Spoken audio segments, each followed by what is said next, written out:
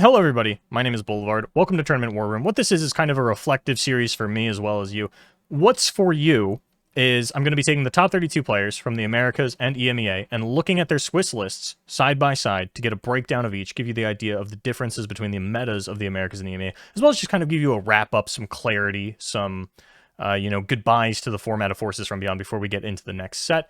It's also for me to look at what I said on Tournament Tactician and check what I got right, what I got wrong, why I got it right, why I got it wrong, all that kind of stuff. So kicking things off, let's talk about Kai'Sa, because this is a big number. 24, that's a huge number. In fact, it's the biggest one that the Americas has ever seen. Kai'Sa has broken a tie between Thresh Nasus at the Empires of the Ascended Seasonal and Ari Kennen at the Magic Misadventure Seasonal for the most represented deck. Those decks each had 23. Kai'Sa comes in as the new crown of 24. Winding Light takes third place solely at 22. But that's not the biggest worldwide. Worldwide, EMEA did have 25 or 26 Thresh Nasus at the Empires of the Ascended Seasonal, and I hope we never get that big again. Now, there's a big drop-off here between the number 1 and the number 2 deck, and that's an Americas thing, really, where... And this is, this has been happening for a couple of seasonals now where I wouldn't call Kai'Sa or Winding Light tier 0, but, we don't seem to have anything that comes close to the power level. And that's much... You get a better picture of that when you look at the Americas than you do EMEA. And that's because EMEA is more counter-pick heavy. And it's not to say that they have a healthier meta than us, because if you look at, the World Walker seasonal, there's a drastic drop-off between, their number 3 and their number 4 deck, whereas we just had a drop-off between number 1 and 2. So... EMEA obviously had a higher presence of Thresh Nasus, or not Thresh Nasus, rather, just Nasus, as most of these were actually Kindred.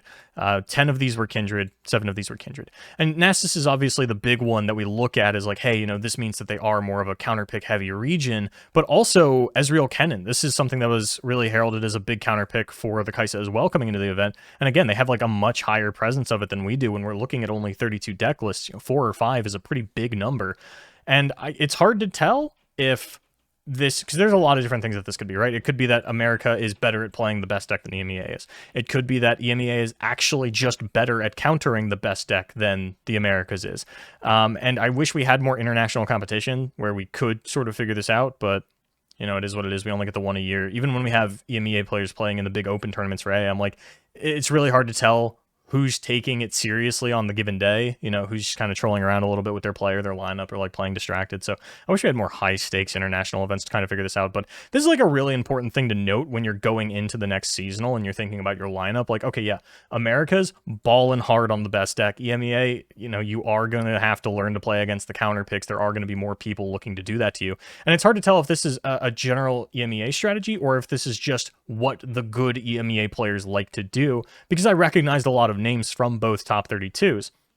But it is just something that I wanted to point out because I think it is interesting and can help you with your lineup preparation going into the next seasonal and so on and so forth. But that's really where the video sort of ends for you, and now it's for me looking at what I got wrong on Tournament Tactician.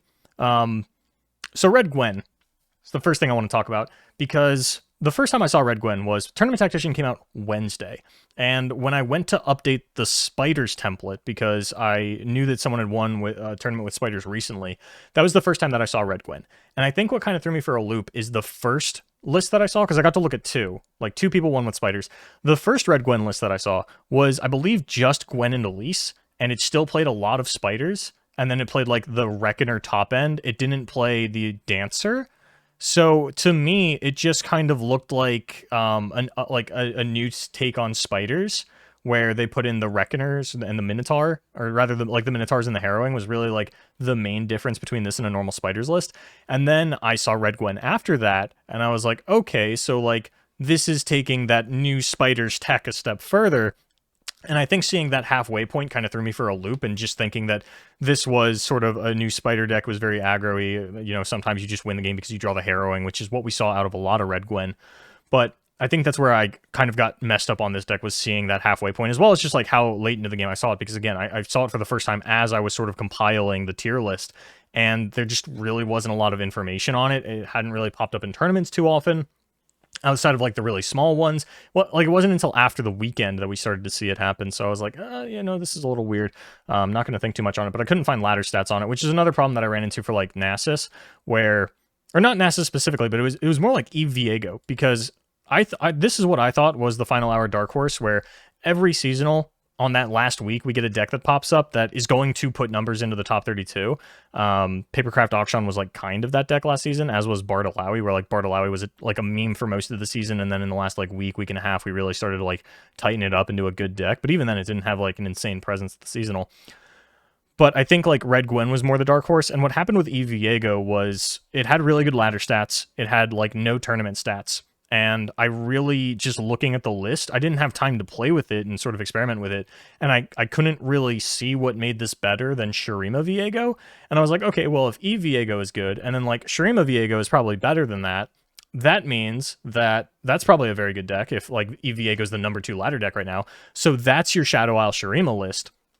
And didn't really put too much thought into Nasus. Also, like, the charts for Kai'Sa into Nasus from ladder just were Kai'Sa favored, or were like barely Nasus favored. I was mostly looking for things that were like handedly beating Kai'Sa, like Pirates. Pirates was like 60% into Kai'Sa.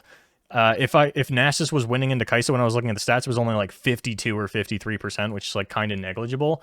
So that's where I got caught up on that one. There was also just a low tournament presence of Nasus heading into the event. Like, obviously, Sergey Tuvamos won the Mastering Runeterra Open with it, but he did it alongside, like, Poppy, Tarek, and Scouts, and I thought he was just kind of, like, feeling out his lineup and was going to replace one of these with Kai'Sa come the seasonal. But it was what it was. And then, yeah, incorrectly identifying E Viego was sort of a big thing. And honestly, just, like, overselling Jace, or not Jaceheimer, but Control in general, I think. Especially to EMEA, but I don't know, man. EMEA just does not like Control as, or doesn't like Shadow Isle Control as much as the Americas does. Where, if I remember correctly, yeah, there was no darkness in EMEA. We at least had a couple here in the Americas paired with those Jaceheimers. We didn't have any like Feel the Rush. These guys did. An higher presence of like Thralls and Trundle timelines randomly. Like, the timelines doesn't make a lot of sense to me. I really don't know why this one was so close to being a top 5 deck. That still throws me for a little bit of a loop. Like, I understand the timelines is like fine, like it's not bad, but I didn't think it was like top 5 the seasonal good, you know what I mean? So that was kind of weird. But that's another thing that I need to keep in mind is like America's just likes Shadow Isle Control. Granted, Jaceheimer didn't do as well as I thought it would, and I think that's partly because of Nasus just kind of sneaking up on me a little bit there. And I think there were just like a lot of small things that I missed in the meta that kind of compounded. And even looking back at my patch review for 3.13, like Hate Spike was a card that I really undervalued. And part of that, or part of the reason that I think that Hate Spike became a lot more playable, was the high presence of 2 health champions in the meta that I didn't necessarily think was going to start happening, where all of a sudden like Auction is in all the Kai'Sa lists, which prior to the patch, Auction was the least played Kai'Sa build, the highest being Mono, followed by Sivir. Now, all of a sudden, you know, Auction is one of the most played Kai'Sa variants, so Hate Spike looks good. Katarina suddenly has a big resurgence in Red Gwen, as well as the fact that you can pair it with Vile Feast to take out things like Kindred in the Nasus matchup, so we just suddenly got a huge spike in 2 health playable cards, which I think made Hate Spike a lot better, which sort of pushed the Nasus. Whereas previously, I didn't really think Hate Spike was going to see play in Nasus. I thought they had better things to do with their Slay effects and their card slots. I thought the decks were like kind of tight on space, and they just kind of figured it out. So I don't know. I did not feel good about this seasonal, and even when I was sort of making the tier list, I really wasn't feeling super confident. But like I had to get the video out because I can't wait until Thursday. You have basically no time with it, so I was just kind of got stuck there, and I got a lot of things wrong, and I'm not in love with that. So we're gonna do better next season, especially because that is like your last event going into the World Championship. But I mean, like, I knew Kai'Sa and Pirates were good, right? I had that. That was true. That was, barring Nasus as the number 2. There was actually just the same amount of Pirates in each region, so I got that right at least. But I think missing Nasus was like something that shouldn't have happened. Missing Red Gwen, I think, was forgivable given that I got the video out on Wednesday.